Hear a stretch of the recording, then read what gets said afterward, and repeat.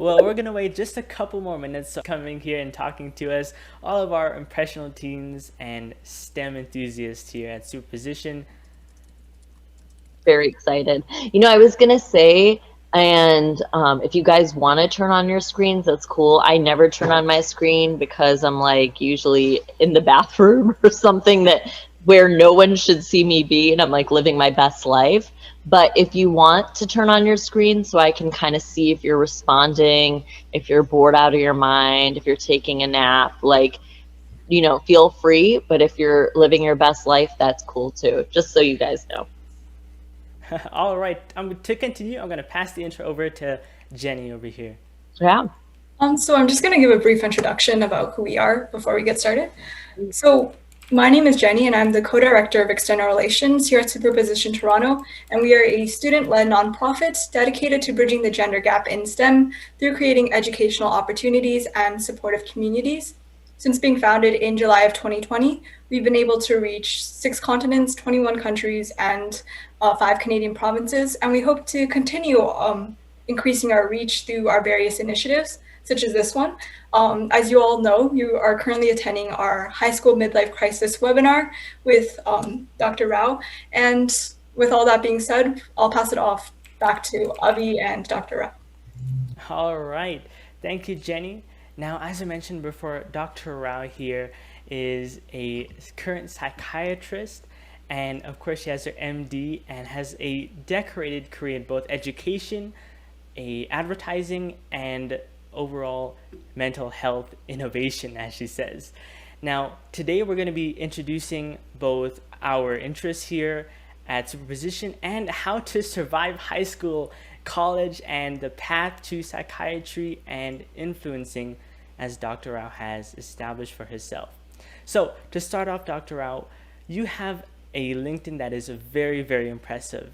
Many of us have only seen such decoration in our dreams, and we would love to know, when did this path of accomplishment begin? Surely in high school, before then, maybe in your college years? Totally. So it's funny because I was actually going to just put in my LinkedIn right here. Sorry, I just want to make sure if I get any calls from the hospital. So that'll be something that you guys see. You're always on the run, but it's in a good way, and we'll get to that. But yeah, to answer your question, if you guys can drop my LinkedIn here, that would be great. So people just have it that they can refer to. But yeah, I think a LinkedIn is, if you look at my LinkedIn, it really is a story. It's a story of how I started, how I evolved, and what I hope to continue to evolve to be. And I think that that's really important. If you see your resume as part of your life and your direction, you want to make sure that it matches up, right? So you're not doing clubs and activities that don't mean something to you. You're not doing, things that are just resume fillers. And I think that's why you see my LinkedIn and just my resume and my life have so much eclecticity to it, because we all have so many different aspects of our personality, and I can go through some of them. But yeah, it's been a journey, and I want to make sure that everyone knows that your journey is reflected in your resume, and do things that you care about, because people can feel it and you can feel it, right? You want to make sure life is not here and your other stuff is here. You want to make sure they're kind of going in line. So I don't know if that spoke a little bit to kind of like the idea of how I have such an eclectic background, but we can go into some specifics if you want to. Yeah, definitely. Now, surely that kind of mentality, that wise way of progressing throughout your life, did you develop that in high school, college? That's a great question, Avinash. Like, when does it happen? I don't know if it's like a point in time. Like, I know Oprah has like these aha moments. I don't know who's having those moments, but it's not me. So it's usually this like thing where you look back, and what I've realized now is, in hindsight, you can connect all the dots, right? When you look at my LinkedIn, it's so clean. It's like media, advocacy. No, when I was doing those things, it wasn't that clean, right? And when I was doing those things, it really was a manifestation of things that made sense to me and I loved. So I think, Avinash, to answer your question of when I started having that mentality is probably in high school. And I know someone asked the question of like, in high school, you know, all of you are here on a Saturday for a reason. You're a self-selecting group of people who are interested in what you're doing, you know? And so I think it's important that when I was in high school, I kind of lost out on a lot of life by being so focused. And towards the end, I was like, wow, what did I really do here? You know, and I never actually sat with my accomplishments, or not even my accomplishments, but sitting with the things I was doing. So I think high school is actually when it really hit me. I was like, wow, like, and because we know we're all in the grind trying to, I love that I say we, like I'm part of us. It's like, no, ma'am, you are 2 decades away. So, but you know, I was there. I was there at some point. I'm a relic, but I was there. And yeah, you're just thinking about next step, right? MCAT, or you're in here, you're taking about your ACT, SAT scores, doing this, getting into clubs. So I think for me, it was when I started to realize, wow, like I'm done with high school already. And where is this other part to balance it out? Do you know what I mean? So I think high school is kind of when the realization came place. Right, right. And almost all of us are in high school here. And, you know, it's an impressionable, it's a busy and an influential time in our lives. And you Oh, said yeah. that it pretty much went by extremely quickly for you because you were so focused. What were you Oh. focused on? What were you doing in high school that really helped you redefine your way of thinking? Sure. You know, it's interesting. It's not the things that it's for me, it's, and I think people will recognize this too, because once again, it's a self-selecting group, but it's not about what you're doing, it's your approach to what you're doing. So for me, you know, I was doing so I think my first sort of international gig, as I like to say, it was Kiwanis. It was think of like Rotary Club, Kiwanis. These are like organizations that are dedicated to kind of community service, but at different levels. And so for me, it was, I was doing that. I was working on HIV and using soccer as a means for HIV education in Kenya. So very cool stuff, right? And I was sitting on the Definitely. board. That was the first time I think I got some international experience. And it was through high school. I was part of Key Club. Have you guys heard of that? Or is that like back in the day doesn't exist anymore? Kiwanis, Key Club. But point is, it's these organizations where you get to interface with you know, like these larger groups. And I'll drop them in the chat later. But so it's not that I wasn't doing the things that I loved. I was doing that. I started a mental health organization back in the day for women who are mentally ill. So, oh, Joy, thank you.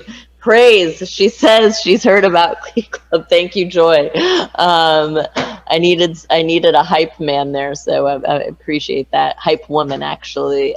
So yeah, I was doing all the things that I loved. As I said, I was doing stuff in India with homeless mentally ill women. I mean, there was just so much stuff that I did in high school. But do you see what I mean? I didn't even let it register. So even though I was doing all those things and they were all things that I loved, it's the approach of one thing after the other, after the other, after the other, and not taking time to sit with it. So that's what fundamentally changed. It's not I what I see. did, how I did it, if that makes I sense. see. I see. Now, during all of that, were you able to streamline your view of college in any way? Were you able to decide, hey, I'm going to major in this or that? Or did you have some hesitation going into it? I mean, this is called a high school life crisis for a reason. It's a crisis. It should be.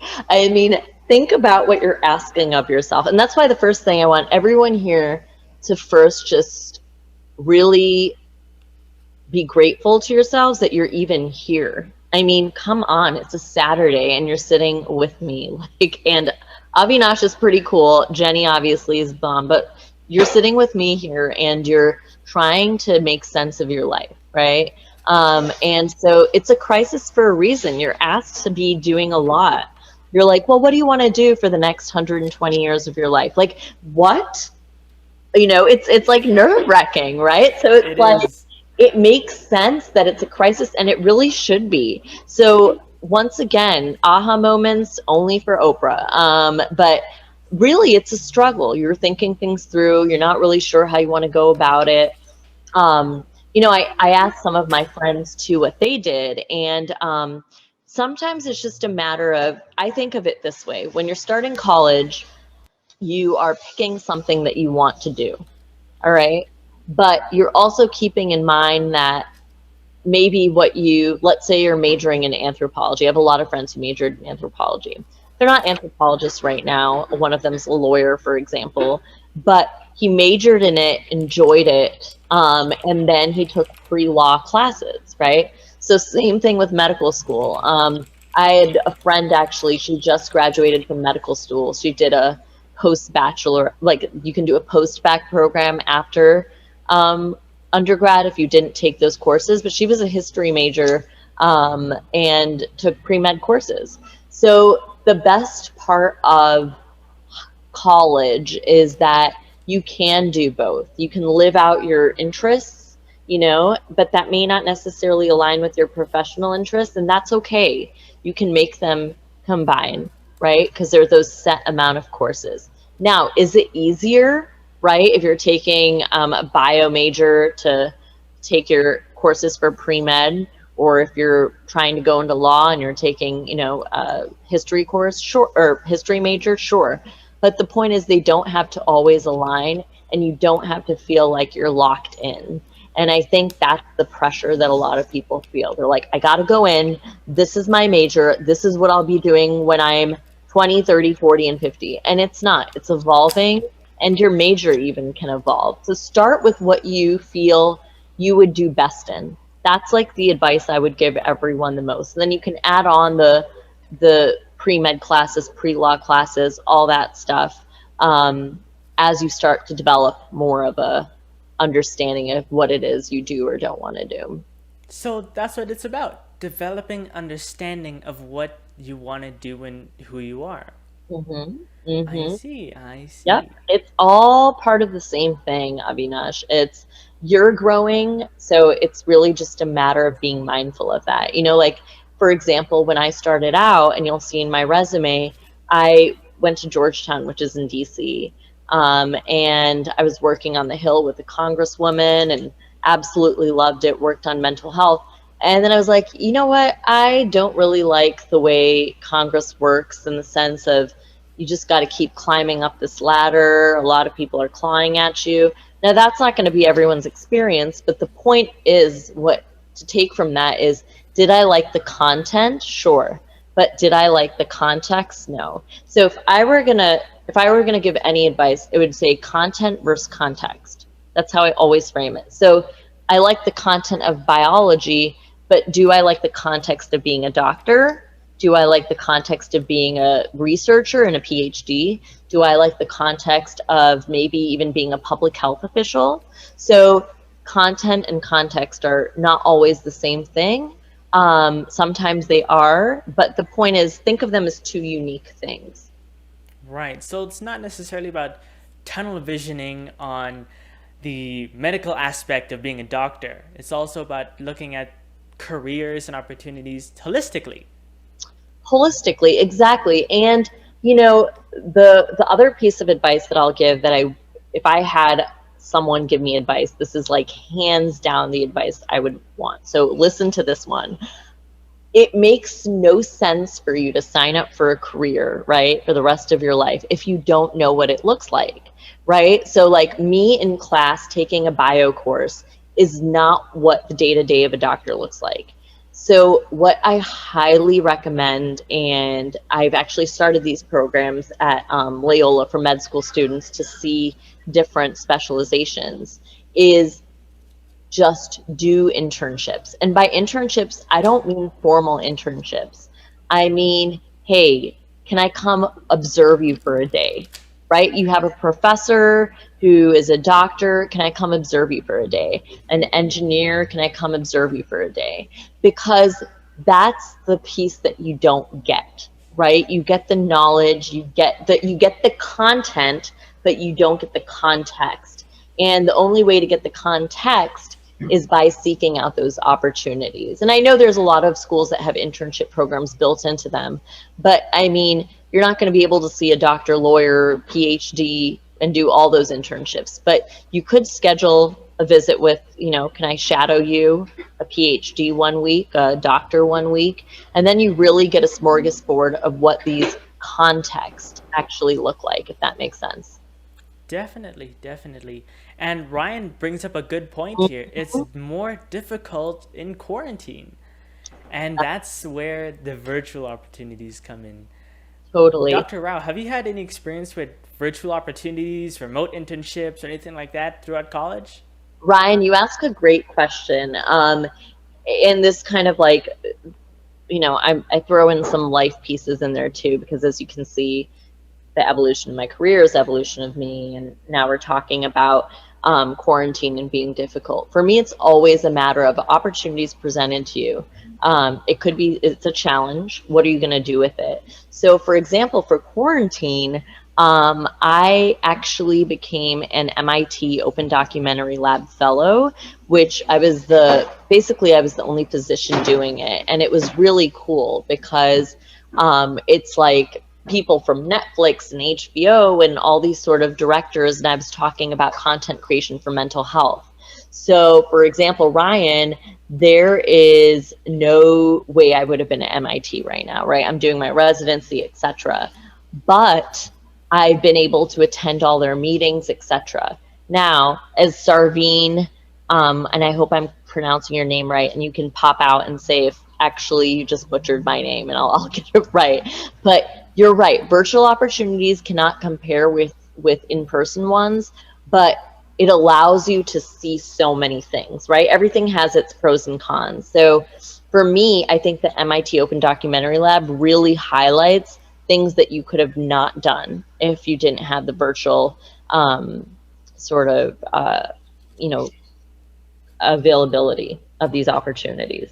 So Ryan, for example, let's say you were wanting to see what a physician does on a day-to-day basis, saying with them, hey, can I sit in on your rounds, your Zoom rounds when you're talking about cases, something that's not like private and patient confidential, or can I attend if they're having you basically ask them what part could you just attend, and it's so great because you can just zoom in, so once again, it's always this like half glass, half full sort of thing, but I totally get you, Sarveen. There is something very much lost.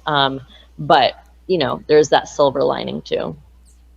Definitely. And, that's the kind of thinking that gets you really far in life. Looking at things opportunistically, optimistically, and, bright-eyed with hope. And that's exactly how Dr. Rao explained that she developed this mindset going into her career throughout high school and college. It's a nice little callback to that, honestly. Now, speaking of college, first off, can you just be like my hype man just behind me, because that's exactly right. Like, you're totally right. It's never about what you're doing that changes the meaning. It's how you're doing it. And so you were right on point with that. So I really want to emphasize what Avinash just got from what we were talking about. And emphasizing what Dr. Rao just said, she said this multiple times, everybody. If there's one thing to take away from this webinar, it's that it's not about what you're doing, it's about how you're doing it. Now, following that philosophy, we want to know what happened in college that propelled you into your career. We said there's no aha moments, it's a long evolutionary process. But we want to know what happened at Georgetown. What did you do that helped you establish yourself, your background, and your experience for a career in psychiatry, and Thinking. media? Yeah, sure. These are great questions. So, I want to meet you guys where you are, and I know you guys are in high school. So why don't I try to like follow that trajectory quickly? So first off, I always liked mental health. As I said, I was working with women with mental health in India. Now, if I had an interest. I didn't know exactly how I'd go about it, right? I didn't know if I would be a policy person, and that's why I worked on the Hill. I didn't know exactly what angle, but I always knew I liked mental health. And this is another little pro tip. I hate calling them pro tips because I'm a pro at nothing. We'll call them come up with the word, Avinash. We'll come up with the word by the end of this, okay? Definitely. But not pro, because that makes it seem like the pro, and we're working on this together. But one thing is, when you're thinking through what you're trying to do, to pick up on, this was actually advice given from my cousin. Look over a newspaper. We don't have those any days. Do you remember those newspapers, Avinash? Have you heard of those? My parents used to read them. Your parents used to read them, right? Your great grandparents maybe have heard of these newspapers, right? But what I think of it is, kind of go online, check out which blogs or what you're gravitating to. It's the best way to gauge what you're interested in, and that's what I did. I kept looking at different stuff. A lot of sort of like genome stuff, and a lot of sort of stuff in politics, because as I said, I was interested in that. And I noticed time and time again, I was gravitating towards this. And that is so important. Honestly, I would recommend everyone do that. Just kind of see like, where are you clickbaiting to, Where is the Google algorithm taking you to? Definitely. Follow Google, guys. Okay, you heard that here. But really, that's how I kind of picked it up, is I was noticing that. So then Georgetown hits, and same thing. I kept doing more of the same. This time what I did was, I was like, well, I've worked with homelessly mentally ill women in DC, and now why don't I do a cross-comparison study of homeless mentally ill men in, so there was women in India and men in DC. And I always take advantage of the opportunities presented. So I was in DC. So I did this this cross-cultural study. It was pretty amazing, because who would have thought, right? They would have so much in common. But through that, I ended up really getting it was a thesis project. And that really codified my experience in mental health, in terms of like kind of establishing me a little bit. But I became a global health major based on that. And so as you can see, the work follows, I follow where my interests are leading. So I was a global health major at Georgetown, which is the perfect place to be, because it's right in DC, it's in the heart of DC. So once again, I took different pieces into my calculus. Where will I be living? If I'm living in here, what are the opportunities that will be presented? The White House isn't everywhere, and so kind of I looked at all those different things. And then I also looked into, if I don't want to do this, what are the fallbacks, right? Because I want to make sure that as I'm changing, I'm not locked in. And most places you always have that anyways, right? Any real college affords that. So I was a global health major. I did this research, and that research really kind of helped me stand out. I became a National Institute of Mental Health early career investigator, which was basically, I was just like this freaking, like, just sitting there looking at all these old people and just wondering, I was like, is this my life? Because you guys are super boring. But I remember it was an amazing experience because I got to see people I wouldn't. And Georgetown is really where I flourished because I followed that mental health passion, and did this work. There's so much other stuff. It's funny. I even forget my own stuff of what I've done, but even as part of my coursework, I would do a lot of stuff with mental health. As I said, it kind of goes back to the same theme. But just know that you're never locked in. Your major can change, and the work that you do will evolve with the major. For example, be open to everything. There's this saying that goes, when you're young, you want to say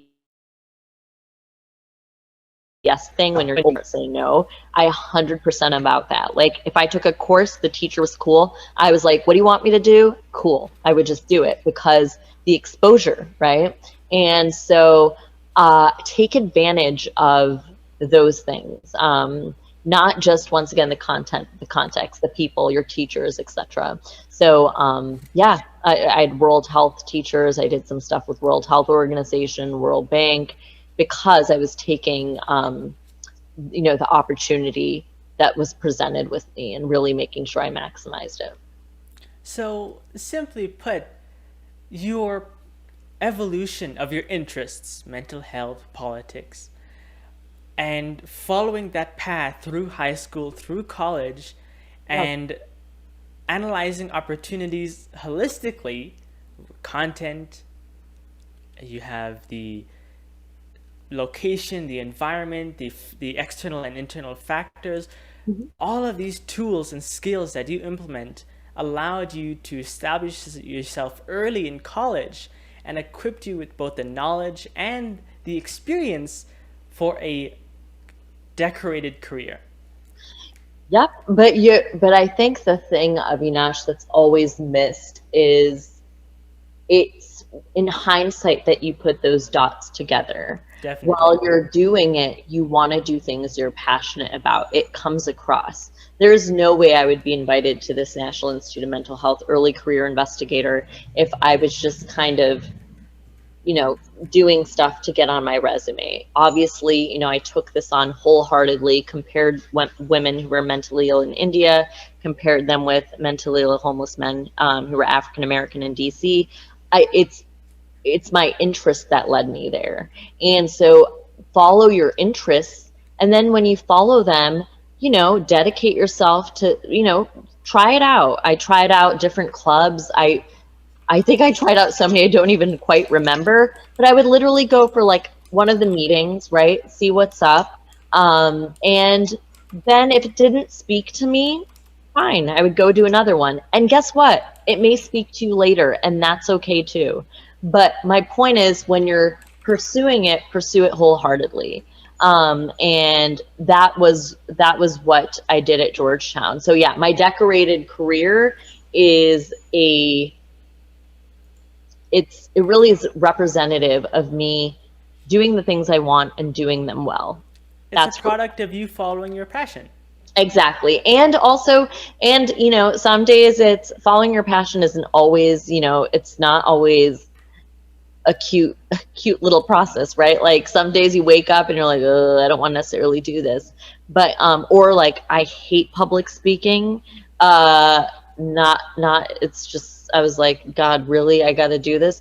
But once again, I was so interested in mental health literacy that, you know, I mean, I'm in vice correspondent, so obviously somewhere down the line things change. So push yourself out of your comfort zone for things that you care about, right? So if you realize you care about the environment, push yourself in that direction, speak on it, write on it, read on it, stuff like that. Definitely. Now let's incorporate some of Superposition's missions and values into this. Totally. Being a woman in STEM and in advocacy and in media, Yeah. have you experienced any hardships, hindrances, challenges Sure. in the professional or scholastic environment?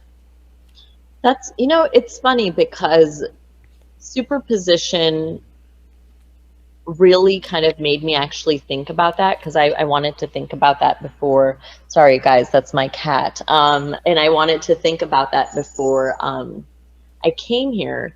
And I think that speaks to the fact that you were just, once again, going sometimes, because I'm still part of those. I fall prey to those old habits, right, of just going. And so I had to take a moment back, and I was thinking exactly about the question you're asking me.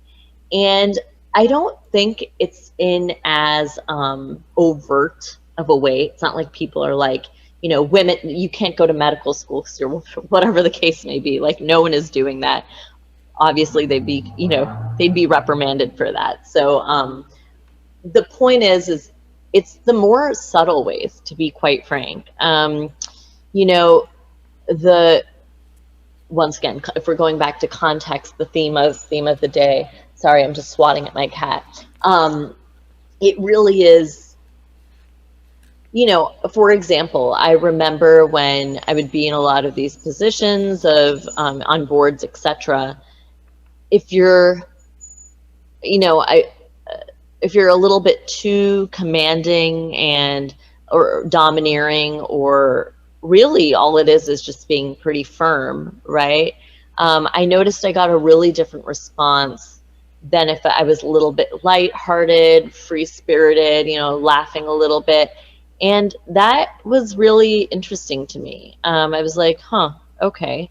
What if that day I didn't want to smile or laugh? What would happen then, you know? And I noticed there was definitely differences, you know? It's kind of like people have this idea that as a woman, you'll bring lightness to the room and it'll be a little bit more, you know, kind of like laughing, etc. And all those things, of course, that's part of all of us. But the expectation that you will bring that every day, sometimes I don't want to smile. and that's that. And I think as a woman, I had to accept that if I don't want to smile that day and you want to look at me and be uncomfortable, that's on you.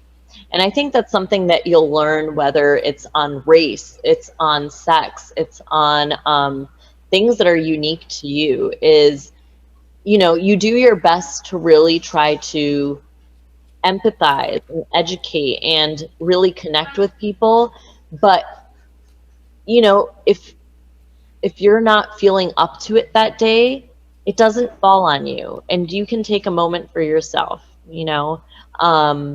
Otherwise it can be overwhelming, right? It feels like you're representing women, or you're representing a race, or you're representing, you know, whatever it is, and no one wants to carry that on their shoulders, if that makes sense. So I would say, as a woman, one of the things is there's so many aspects of a person, right? And the best part is I always forget, hello, we're 50% of the population or more. So I don't even know why it's like this thing. But it's a matter of, and I think for a lot of different marginal people, is you want to be embraced for your whole self, right? The days that you're happy, the days that you're sad, when you're angry, when you're, you know, when you're giggly, when you want all of those things to be embraced. And at some point, if they're not, well, then let it be known, you know? And after you let it be known, if the person's not taking it in, always remember, it's, you know, you do the best that you can to empathize, educate, etc. But if they're uncomfortable, discomfort, that's on them. And that was something it took a while to accept. And I would say that seems like a pretty impactful realization to make with yourself, because if you're letting the actions of other people impact your mentality, your way of thinking, even your actions, that can be detrimental to your work or even your passion. Some cases even discouraging and completely off-turning. 100%. I couldn't emphasize that more. If every step of the way, let's put it this way, if I had to carry the burden of someone who is uncomfortable with me not, you know, bringing my smiley face into work that day, or if I had to carry the burden, and so then I'm a little bit more, oh, you know, Dr. Rao, she's a little bit more rough around the edges, she's hard to work with. If I had to carry that, if I had to then carry, oh, Dr. Rao, she's a little bit, she laughs too much, she's not that serious, right? The opposite. If I had to carry those things all the time on my shoulders, of course that's going to change what I want to do. Do you know Definitely. what I mean? I'm going to be like, this is too much. And so at some point, and that's kind of what I mean, is you never want to lose hope and empathy. Most people you'll see, they just don't know. And so you always want to keep that opportunity open to connect and empathize. And really, you know, having seen so many different walks of life, most people and actually I would say everyone wants to connect in some way, but while they're going through their own evolution process and you're going through yours, and if it doesn't sync up at that time, that's okay. Does that make sense? It's not on you then to carry that burden. Maybe at a later time they'll be like, oh, that makes sense. Dr. Rao didn't want to come in that day happy. She was struggling and didn't want to laugh, and so she came off a little bit meaner. Definitely. That's their realization in their own time. So it's kind of like keeping in mind that everyone's on their own track of development, and you aren't responsible for their development. Exactly. Phenomenal perspective there, Dr. Rao, and a good way to transition into our audience-focused portion of today's webinar. So, Sure. Audience members, I encourage you guys to turn on your cameras and ask your questions either through the mic or through the chat. Either way, we're going to do our best to answer everybody's questions, inquiries, and just overall comments. This is your guys' time. Turn on your cameras if you can. I don't care if you're in the bathroom. It's cool. We'll work with it. Just don't flush. Okay, do that later. But everything else we'll work with. I love Joy. I wanted to speak on two of the comments. Joy says, my name is literally Joy. So people Joy, that I can't even, yeah, you're completely right? It's like now you have you have Joy and you have the smile emoji, both of them. So got you on that. And then Roni, yeah, my shoulders would break if I carried all of it all the time. Exactly. So my shoulders aren't that strong, but my will is, so. That's what's important right there. All right, everybody, come on. Questions. Dr. Rao survived high school, college, and years in media inadequacy. Okay, we have 2 hands raised. Oh, cool. Let's have Kavina go first. I saw your hand raised first. Oh my God, she's a real person, Kavina. It's exciting. I just want to say thank you so much for your time today, because you're obviously a very busy person, and you mentioned so many times that, like, you think it's cool that we're here on a Saturday, but like also the fact that you're here on a Saturday is really nice. So first off, thank you for your time. I also just wanted to say that I came across this webinar by like a really slim chance. I'm actually not from Canada. I'm from the US. And I also happen to be from the DC area, just like 45 minutes away from Canada. So I was like, this. Where are you from? Do you mind me asking quickly? I'm from like Northern Virginia area. Very cool. Mm-hmm. So I was super just excited because I feel like we like have a lot of similarities in that aspect. Totally. Yeah. Also, my passion is mental health, so I'm super excited to be here. You want to just take over this interview, Avinash? You have a new person over here. All right, Kavina, I'm going to turn off my webcam and mute here. The floor is yours. We'll both turn off our webcams. I just want to say I'm super excited to be here. But also, so my passion is mental health, and I'm in like, I guess, a bit of a similar situation as you might have been when you were in high school. I want to pursue a career in mental health, but I'm really not sure what path to take, whether that's policy, being a psychiatrist, research, etc. So I know you briefly touched upon how like you would follow your like Google search and things like that to kind of figure out. But I just wanted to see if you can maybe elaborate a bit more about like your experiences working in different sectors, like policy, research, etc., and just like how you truly found like which path you wanted to take. So 100%. And this, Kavina, will actually affect, because I want it to be as broad as possible, because I know people are on different interest areas. So even let's say engineering, okay, for example, or we're talking here about mental health. That's the content, right, that we talked about. So there's PhDs who do research, right? So I had a little taste of research when I was at Georgetown, because remember I did that homeless mentally ill women and men, and that's actually that's not like bench research, that's like inhuman research, and so I loved it, but I still was like, you know what, I actually want to be able to treat them. And so I was like, okay, well, interesting. So the PhD thing is one thing, but I wouldn't necessarily treat them. I would be studying them. All right, well, kept that. I always keep things in my back pocket. I think it's important never to throw it away, right? Because your changes may evolve. your interests may evolve. So that I had in mind. And you could apply that to engineering, right? You're like, I like engineering. I may get my PhD, and I may work in the real world using like actual machinery with a private company, or I may be in the lab. So same thing, right? PhD, you're researching, but sometimes you may think, you know what, I may want to go into the actual treatment modality, right? So that's when you start thinking, okay, I may want to be a psychologist, or I want to be a psychiatrist, or I want to be a LCSW. There's so many acronyms out there, and because there's so many different kinds of providers. Then you have to think about, what skill set do you want? And I wanted to be a doctor. I wanted to know that I can handle even if I'm rusty on it, I understand every aspect of the body. And because I think the brain is just, all of it works together. And so I looked into it. I followed my advice. I actually shadowed a psychologist for a day. I've shadowed a PhD student for today. They're like, who is this girl? It's like, it's like, this is take your daughter to work day, basically. Like, can you just take me to work? But I did that. I was really adamant, because I was like, I've seen so many people start their jobs and they're like, I hate it. I'm like, you just studied for around 46 years. Like, what were you doing? So there's the PhD route. Then we talked about actually clinically going into it, right? In some capacity. And then when you're clinically, it's like, well, in what capacity? So for me, I wanted to be a doctor. I wanted to know that whole thing.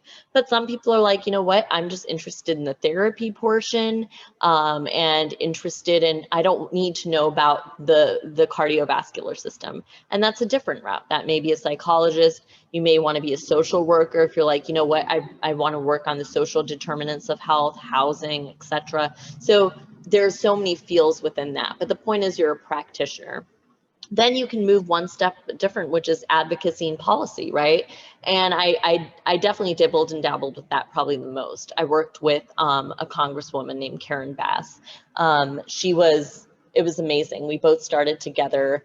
It's called Running Start. I want to drop it in the chat here, but it's awesome. It's for women who just graduate to do a semester with a congresswoman, and you can do it on whatever you want. Let's say you're interested on, once again, you're an engineer and you're interested in environmental engineering. You could talk to them about that and be their advisor. I obviously spoke on mental health, but that's to show you that these routes are applicable to all the content, right? Because it's the different context. So do you want to study it? Do you want to treat it? Do you want to address it? Do you want to think about policies that holistically kind of address your issue area? But if you can think about that, I think that actually can cover a lot of fields. Like whether it's STEM, whether it's the engineering, math, etc. Like, I have a lot of friends who majored in math and now are working for a consulting firm. I'm sure you guys have heard about that. And so once again, content, context, two different things. But yeah, did that answer your question, Kavina, a little bit about how to navigate how you actually want to use this content you're interested in to actually make it a viable career, job, etc.? Yes, absolutely. Thank you. And I don't want to take up too much time. I'm sorry, but I want to just ask one more thing, because I know other people also have questions. So I promise this will be my last one. But I just also wanted to ask, so I understand right now you're working as a psychiatrist, but are you still able to like dabble into other fields of like mental health and things like that? Like, is there a way to like not just go down like straight one path? Oh my God, there is. I mean, my LinkedIn says it all, but if you tried to lock me in a cage, you still wouldn't. I would claw my way out. So any field you go into, and once again, because I want to make this as broad as possible, you can add whatever you want to it. Do not let anyone tell you otherwise. You can forge your path in any freaking way you want to. So for example, I'm a resident physician at Psychiatry Northwestern. I'm a vice media correspondent. I was the first one for mental health. People are like, what? So are you a doctor or this? I'm like, I'm both.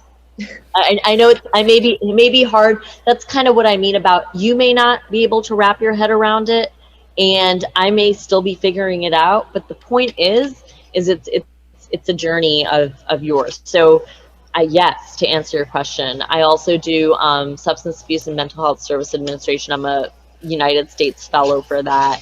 And so I work with teens in the South Side and West Side of Chicago on content creation. I'm working at the MIT Documentary Lab, which I just spoke about. I'm very interested in mental health literacy, so mental health in the media. So as you can see, I've brought it, you know, you forge your path.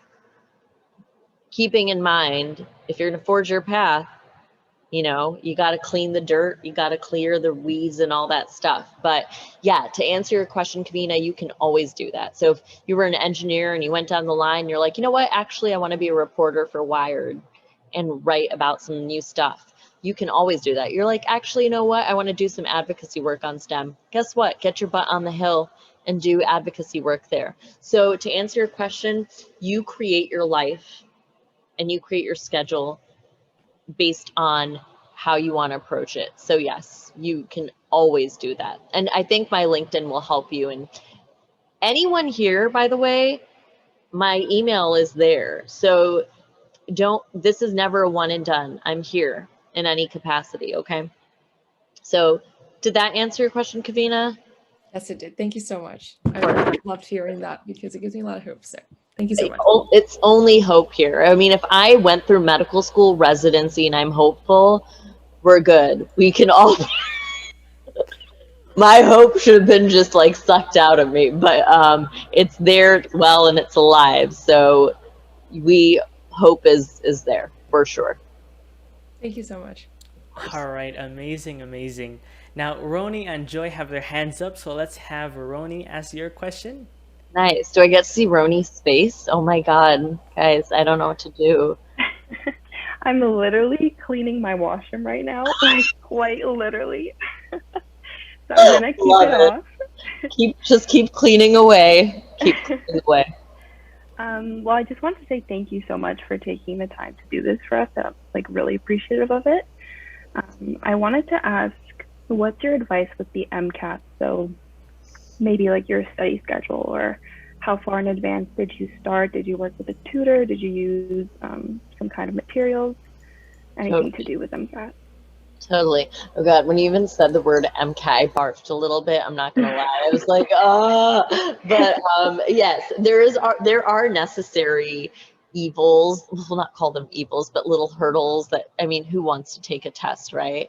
So that's just kind of gonna speak to the fact that, you know, when you're doing a career or whatever the case may be, don't think of it in a long-term sense, right? So like you, Roni, it seems like you already are like looking into a test, you know, what it looks like. But some people will be like, I don't want to take this test, you know, but it's a long-term thing. This is just one aspect of it that'll never kind of manifest again. So I like the fact that you're thinking about it and you're not overwhelmed by, I mean, who wants to take the MCATs, right? But you're thinking, how do I make this work? So MCAT's an interesting thing. I actually asked a lot of my friends about this because everyone does it differently. So for a lot of my friends who were at Georgetown, bio majors, were just, you know, on the med school track through and through.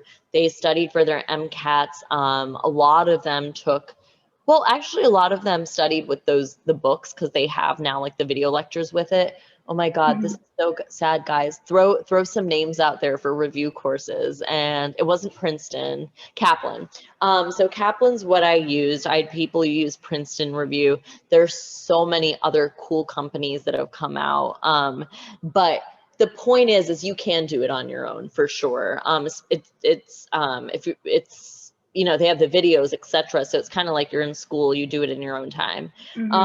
But that's one way of studying. For me, for example, I was working on the Hill at that time. So I would like go to a coffee shop after hours and study. So just to show you that, you know, some people were doing it when they were in school. I was doing it while I was working. One of my friends who did a post-bac program was doing it while she was doing her post-bac.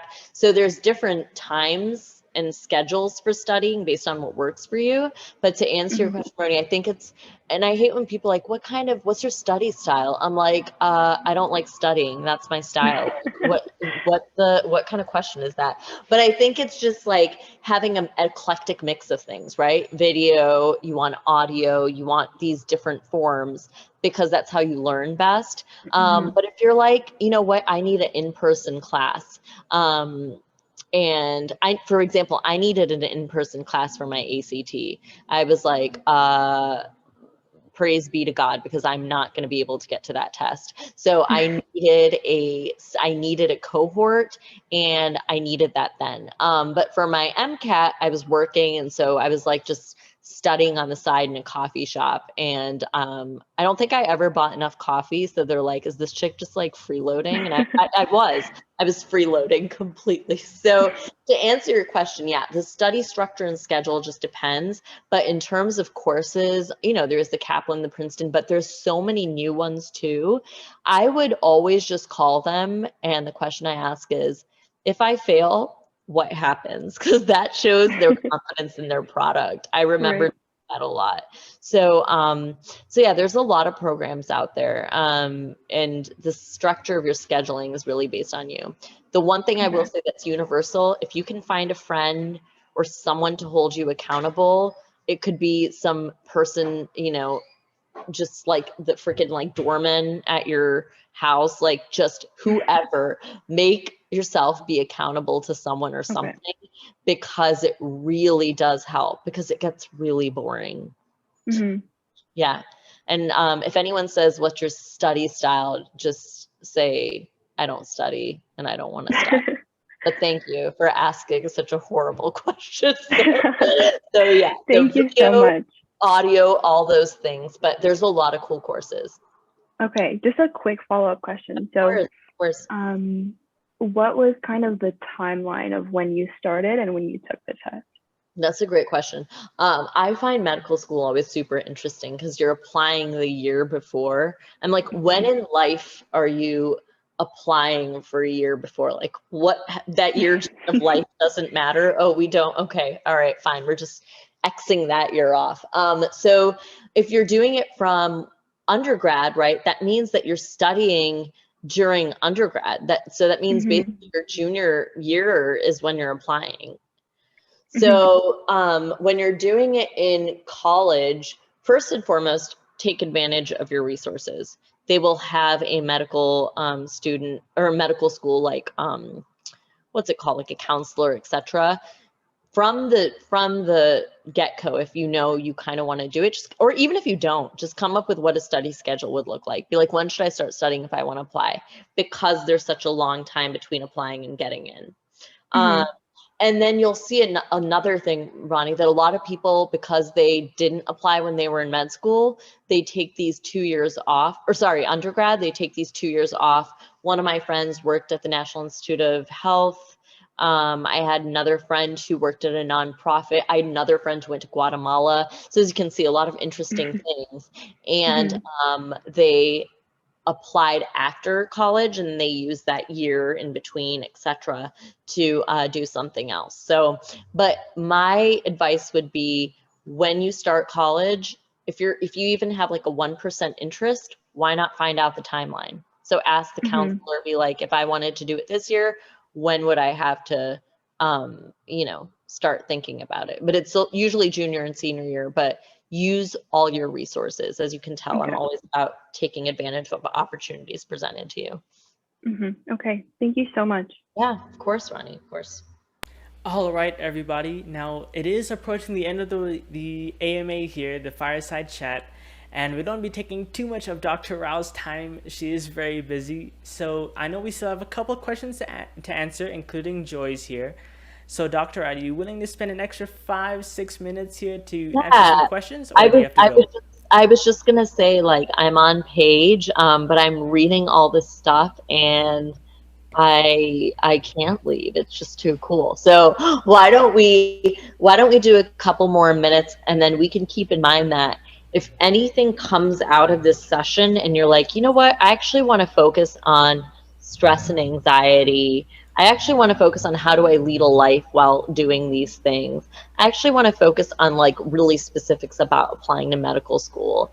If something comes out of here that you're like, you know what, I want to do an off spin of this, we can do that too. Because I used to hate the feeling of when a talk ended. I'm like, the screen's off, it's done, and psh, you know what I mean? I'm like, my question didn't get out, and I was like in panic mode, and I hate that feeling. So just know that if like a couple of you are like, you know what, we want to know specifically about this, that, or whatever, we can do another one. And I have enjoyed myself a lot, and if you want to do that again, we can fireside chat with s'mores next time. Totally cool.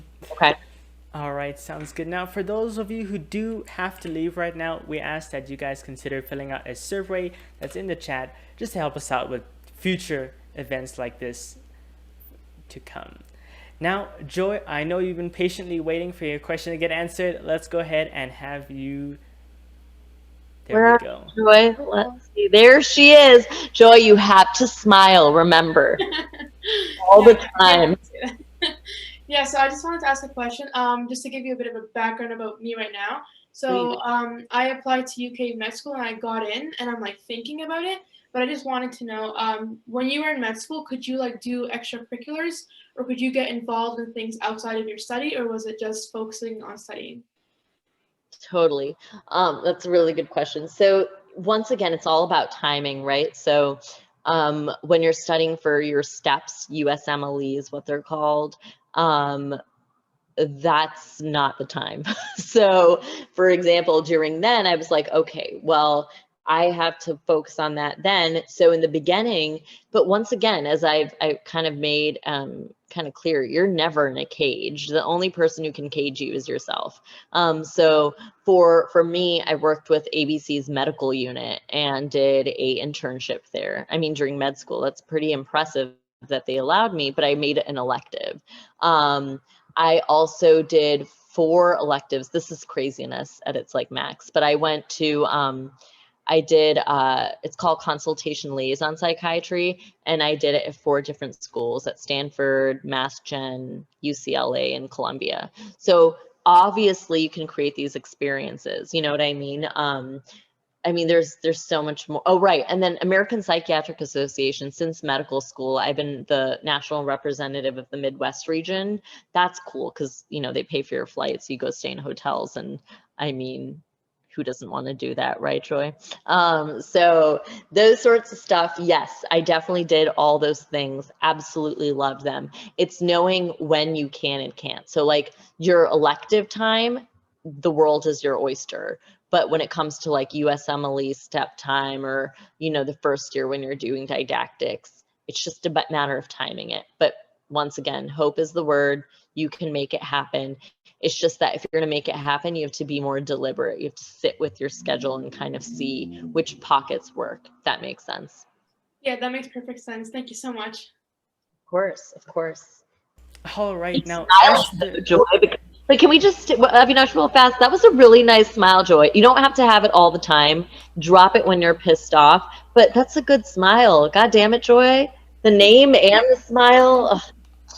Thank you. Hard. It's a tough one. Okay. All right, again, great advice there, Dr. Rao. Now, Esther brought up a great question that is especially important during a pandemic. How do you handle heavy workloads and extracurriculars with mental health issues or concerns of them? Do you mean like your own well-being and your own stress and your own, is that what you mean? I assume. Well, let's clarify. Who asked the question? That was Esther. Esther, what is it on? It's how on to Zoom handle chat. I got it. How to handle heavy workload with mental health issues.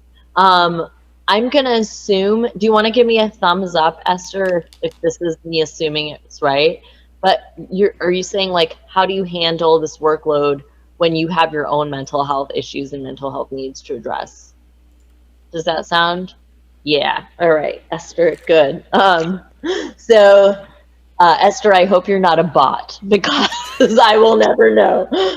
Esther, that's a great question, because obviously mental health is very should be taken really seriously. So, I mean, to be quite frank, I think, you know, this is my unsolicited medical advice, but really, if you aren't sure of what's going on, if you're really facing depression or anxiety, because as you know, that's really underdiagnosed in our country, and you know, this is the highest percentage. This age group has the highest percentage. First and foremost, I'm all about resources. When you're in med school or when you're in undergrad or even high school, you have access to therapists. You have access to, if you need, a psychiatrist. But honestly, let's first talk about if you're like in really like, I need help, I'm in over my head. Go to a therapist. See what they have to say. They've been in school for so long. Why not take use of it, right? Make use of their education. So if you're in over your head, or if you don't even know if you're in over your head, you're like, maybe I'm not, just go. It's free. Find out, you know, that's the first thing I always say is find out what routes you need to take, because sometimes it's hard to even know, like, do I need to see a therapist? Is this just a matter of me, like, you know, kind of like learning to have coping skills? But even those coping skills, how are you going to learn them if you don't know that's what you need, right? So I definitely first off recommend, as you can tell, I'm always about using the resources at hand. Every place has a student wellness center. Every place has access to therapists, etc. So start by first using those, all right? And then they will tell you kind of what you need. But in terms of you yourself and recognizing what you need, I was actually just listening to, I feel like I'm doing paid advertisement for them right now, but it's called Shine, Shine. And I just love their little bits on meditation. Sure you've heard of the Calm app too, but I've dropped both of them in here. But what I love is they talk about like over perfection and always wanting to, you know, do well, and feeling mad at yourself when you're mad, or feeling mad at yourself when you're sad. And I think the first step is accepting your emotion as it is, right? If you're stressed out, cool. If you're angry, if you're upset, if you're really feeling depressed, first call it out. This is what I'm going through, and validate yourself. Some people be like, well, why am I sad? I mean, I have nothing to be. It doesn't matter. That's your experience, and it's valid because you're experiencing it. Emotions are the essence of us. And so if they're there, let them be, accept them, validate them. Then you decide what to do with them, right? So if, for example, you're like, well, I know this about myself. When I get really kind of down, I go for a run. You know, a lot of people like, I Netflix and chill by myself a lot, but you know what kind of makes you feel better. Do that, you know. And one thing that's really hard is when you're feeling that way. I mean, the whole reason when you feel that way, it's like, how could you do those things that make you feel better if you're feeling bad, right? So sometimes it's just a matter of get yourself to there, just show up. And I think that's what's really hard for people is you don't always have to show up as 100%. Sometimes it might be a 1% day, and that's cool too. So I think it's first accepting where you are, what your emotional state is, what you're struggling with, and realizing that it's okay. The next thing to do is see what help you need. So if you try, you know, you take a run and you're doing great, all right, now you know what works for you. But if you're like, you know what, this is still not working, why not just go to your student wellness center? Why not check with a friend and be like, is this normal? Use the people around you, but always use professionals because, hey, they're free. And I'm all about free stuff, especially when people have been in school for like so long. I'm like, why not talk to them? Because I don't want to go to school for that long. So it works out for everyone. Does that answer your question, Esther? Or what are your thoughts about that? You can write in the chat too. All right, well, we'll wait up on Esther. Esther, if you're like, I actually had a follow-up question, just drop in the chat. But I definitely recommend Shine. because I think it's a way to assess, hey, is there ways that I can cope myself, or do I need some help? And guess what? If you don't know, go to your wellness center and figure it out. And you have nothing to lose. Okay. So check out that app. Esther, follow back up if you feel like that wasn't really, if you have a follow-up question or, okay, cool. Awesome. Nice, awesome. So, do we have any other final questions before we close it up for today? Just gonna scroll through the chat here, see if I missed any. Let's see. And check Daria out asked. too. Yeah. Daria asked a while back, how did you know that medicine was right for you and that's what you wanted to go through? And also, what skills were essential throughout the process? Yeah, that's a great question. Oh, I see it. How did I get through medical school? I don't know. We'll have to look. No, I'm just kidding. But no, how did I know medical school was for me? This starts with kind of, once again, going back to what's the end game? You know what I mean? At that point, I had done the work that I'm telling you, which I'd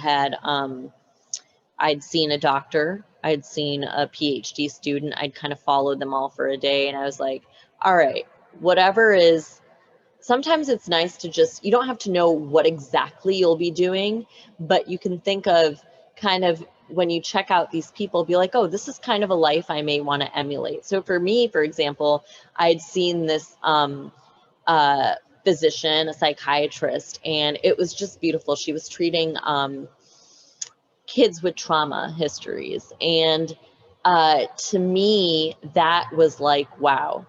And when you have that idea in mind, it makes med school, or it makes anything you're doing really much more meaningful. So that's not to say that every time I had a test, I was just like, it's the worst. Even talking about it, once again, a little bit of barf part 2. But the point is like, it really is keeping that meaning in mind and holding on to it in those rough moments. And that's for law school, that's for your PhD, that's for anything, right?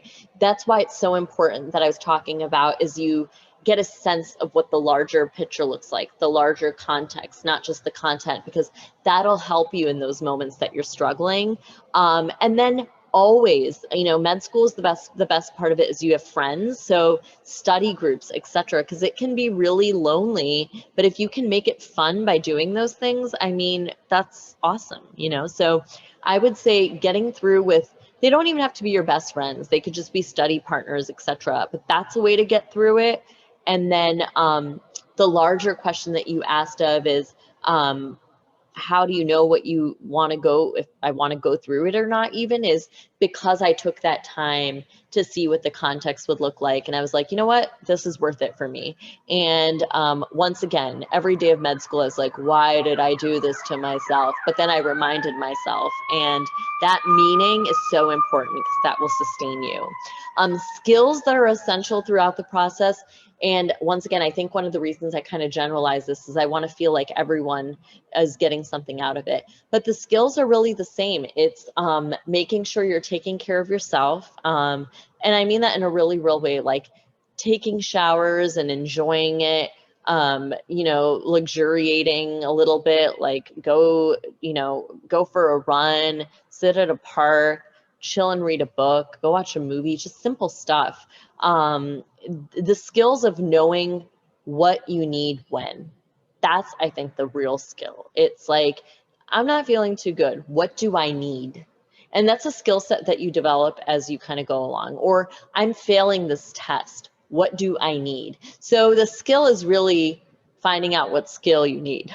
So it's a little bit interesting, but that's, I really think, a person, they say the person who knows themselves, but that's really true knowledge, is knowing what skills you don't have and knowing what skills you have, and the ones you don't have, working on those, and the ones that you have, using them. But that itself is a skill. And I think that's the skill that got me through. you know, there's concrete ways, like I told you, I know I don't like to study for tests on my own. And so a concrete way is I use my skill, which is I'm pretty good at connecting with people, and I made a little study group. So that's kind of what I think about it. And those skills translate throughout life. So Dario, if that answered your question, just thumbs up or some sort of sign of life would be good. Awesome. Awesome. Awesome. Okay, perfect. All right, we can do one more and then I'm gonna have to leave to live out my meaning, guys, even though I want to take a nap. I wish a nap is also meaning, but I can't right now, but trust me, I will later. Oh yeah, everyone should nap. Can we just throw that on there, Avinash? Like, Sure thing. naps all day, every day. Any last questions? We can do a last question, and then once again, you can hit up Avinash or on the survey talking about what are some topics that you'd want to like focus on a little bit more. And I would love to do this again. But if we're going to do this again, everyone needs to bring some s'mores. It's not a fireside chat without the s'mores, where the graham crackers at, and chocolate. So we can definitely do it again. Sounds good. Sounds good. All right, guys. If we have no more questions, we're going to wrap it up right there. Thank you, everybody, for attending. And a huge thank you to Dr. Rao for taking the time out to answer all of our questions and just be here for us. Oh, sorry, I missed one. I missed one question here. Woo, woo. Okay, let's do this. I would love to answer as much as I can. So, all right, Shreya asked, are there any tips for doing well in interviews and for public speaking? Oh God, that's a good question, because a lot of people assume that I like public speaking and all that stuff, and I'm like, not at all.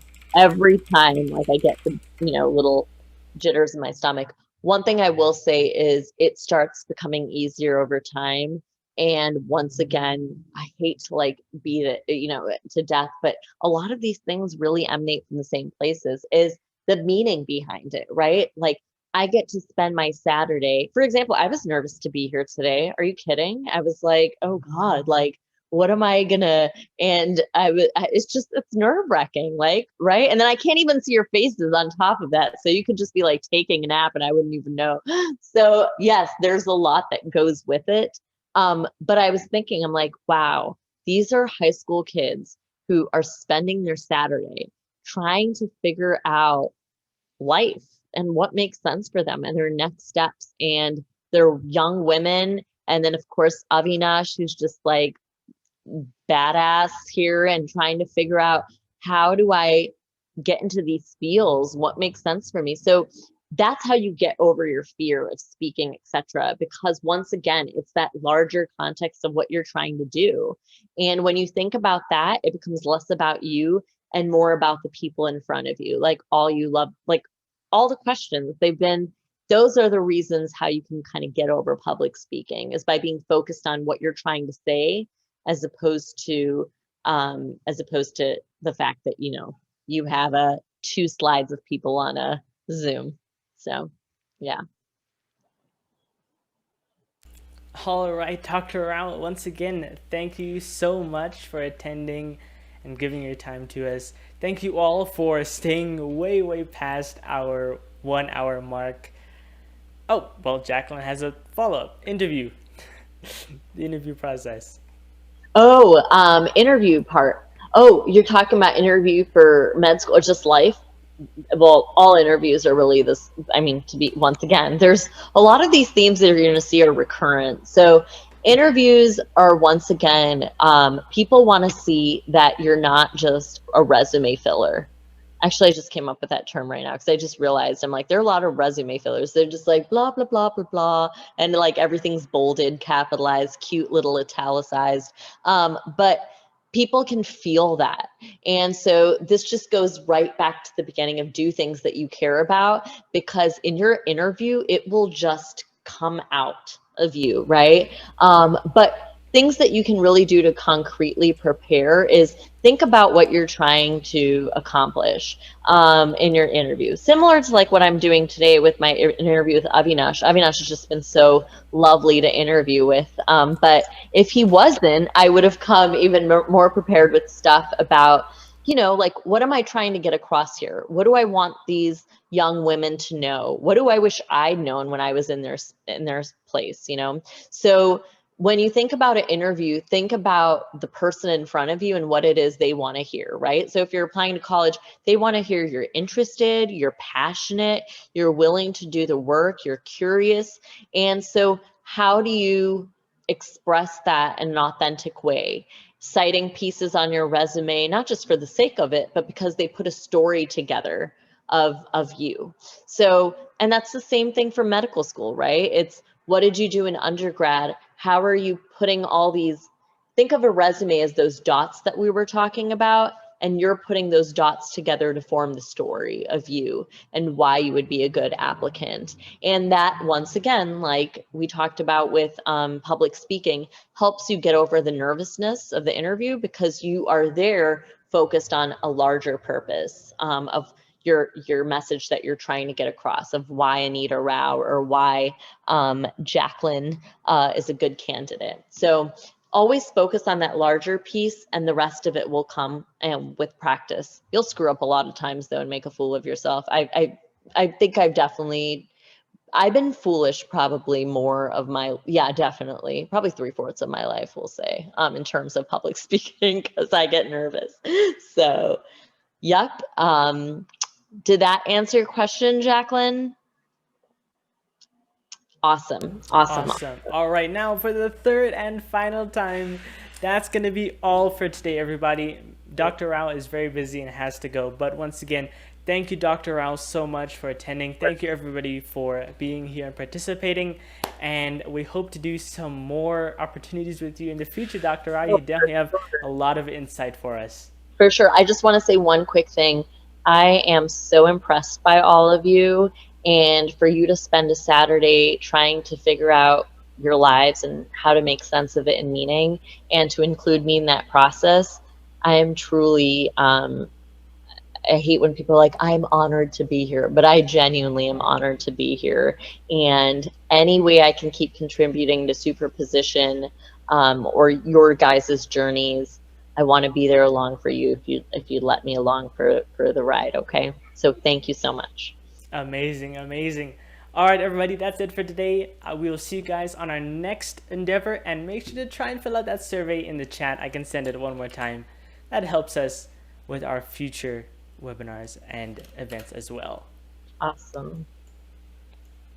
Thank you, guys, and go have a chill weekend now. Take those naps because you won't get them later on.